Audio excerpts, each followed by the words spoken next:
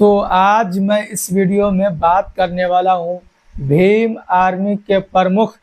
चंद्रशेखर आज़ाद, जो कि उन्होंने कुछ बयान दिया जो सोशल मीडिया पर बहुत ही तेज़ी के साथ वायरल हो रहा है। और कुछ लोग इनके बयानों को, इनकी बातों को अच्छा भी ठहरा रहे हैं, मतलब इनकी बयानों को,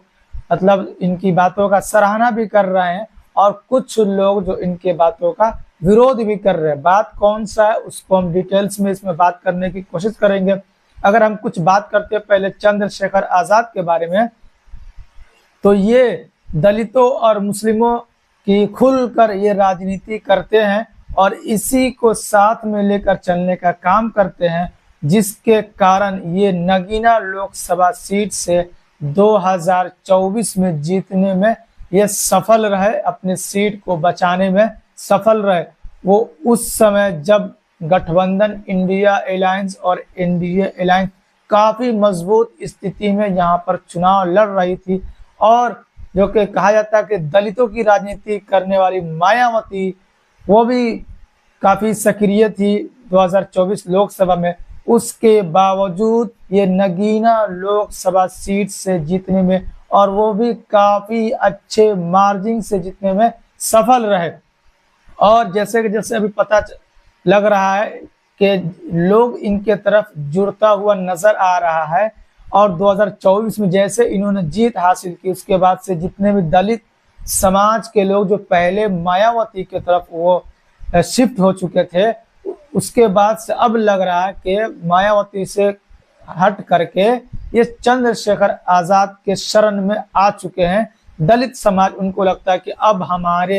नेता जो है वो चंद्रशेखर आज़ाद ही बन सकते हैं, हमारी आवाज जो है वही दिल्ली में पहुंचा सकते हैं और दिल्ली के संसद में उठा सकते हैं। और चंद्रशेखर आज़ाद ने अभी यहाँ पर देख सकते हैं कि अपने कुछ लोगों के साथ यहाँ पर वो मीटिंग कर रहे हैं, मतलब लोगों से बातें कर रहे हैं। तो इस दौरान उन्होंने कहा कि जब कांवड़ यात्रा निकलता है, हिंदुओं का जब कांवड़ यात्रा निकलता है तो सड़कें पूरी साफ सफाई कर दी जाती है, सड़कें पूरी खाली करा दी जाती है, और उधर का जो पूरा रूट जो है उसका चेंज कर दिया जाता है, जगह जगह पर उसका ट्रैफिक जो होता है उसको क्लियर कराया जाता है। वहीं जब नमाज की जब पढ़ने की बारी आती है, जब ईद और बकरीद या जुमे की नमाज का जब समय आता है, तो नमाज सड़कों पर पढ़ने से आपत्ति लोगों को क्यों होती है,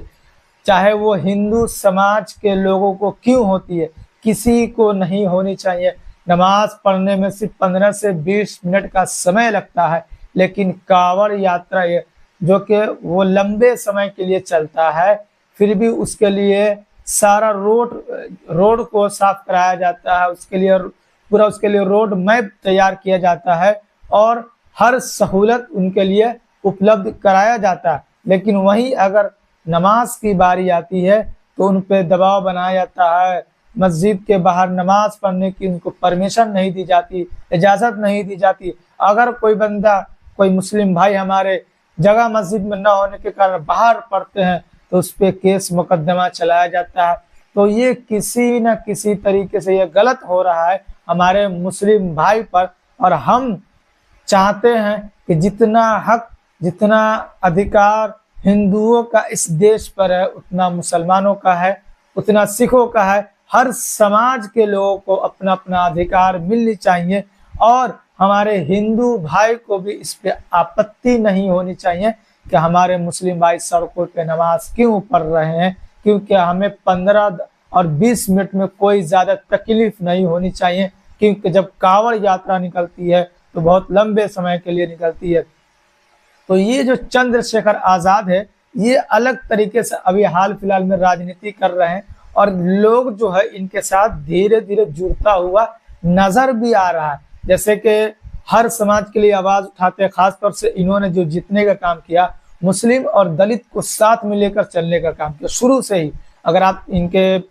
पीछे के वीडियोस वगैरह देखेंगे तो ये हर जगह दलित और मुस्लिम को साथ में लेकर चलने का काम किया, जिसके कारण ये अपने सीट को निकालने में कामयाब रहे। और इसका फ्यूचर इसी में दिखता हुआ नजर आ रहा है। जैसे इन्होंने शपथ लिया तो अखिलेश यादव के साथ इन्होंने हाथ मिलाया, तो लोग कुछ कह रहे हैं, जैसे बड़े बड़े वरिष्ठ पत्रकार है, जो जानकार है, कि इनका जो फ्यूचर है ये हो सकता है। इन्होंने खुलकर भी कहा कि हमारे जब जरूरत पड़ेगी इंडिया अलायंस को हम उनको समर्थन खुल कर देंगे, लेकिन अखिलेश यादव के साथ हो सकता है कि फ्यूचर में जब चुनाव आए तो ये उनके साथ गठबंधन करने को तैयार हो जाए। जो भीम आर्मी इनकी पार्टी है, उनको अपना जो इंडिया अलायंस उनके साथ ये गठबंधन करने को तैयार हो जाए। अभी फिलहाल की स्थिति ये है कि इनकी राजनीति एकदम साफ छवि के लिए जानी जाती है, और बोलने का इनका अंदाज, चाहे किसी दलित समाज के लिए या मुस्लिम समाज पे जुल्म होता है तो ये किसी से भी लड़ जाते हैं उनके हक के लिए, उनको हक और अधिकार दिलाने के लिए किसी अधिकारी से लड़ जाते हैं। बहुत सारे आपने इसका वीडियो देखा होगा सोशल मीडिया पे, जिसके कारण क्षेत्र में उपलब्ध हमेशा रहते हैं और लोग इनको काफ़ी पसंद भी करते हैं, और इनके आप जो बोलने का तरीका लोगों को काफ़ी पसंद आती है, और लोगों के बीच रहते हैं, लोगों का मदद करते रहते हैं हमेशा। इसलिए इतने गठबंधन होने के कारण भी ये अकेला सिंगल अपने पार्टी से ये सिंगल सांसद बनकर दिल्ली पहुंचने का काम किया है, और उसके बाद से अपने क्षेत्र में जा जाकर जो भी समस्या उनका समाधान करने की कोशिश कर रहे हैं, और सबको साथ लेकर चलने का काम कर रहे हैं, और दलितों को और मुस्लिमों को जगाने का कोशिश कर रहे हैं कि आप जगिए और आप अपने हक और अधिकार के लिए लड़ना सीखिए। अब आपका बेटा आपका हक और अधिकार छीन कर लेकर आएगा।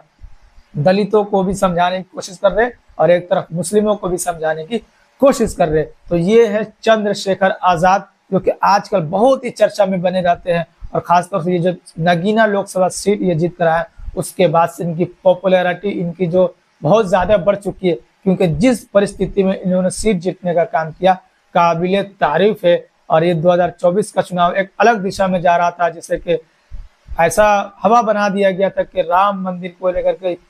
80 में से 70-72 सीटें भाजपा जीतने में सफल हो सकती है, ऐसा बताया जा रहा था, लेकिन वैसा परिणाम आया नहीं, और ये चंद्रशेखर आजाद नगीना से लोकसभा सांसद बनकर दिल्ली पहुंच गए। तो ये है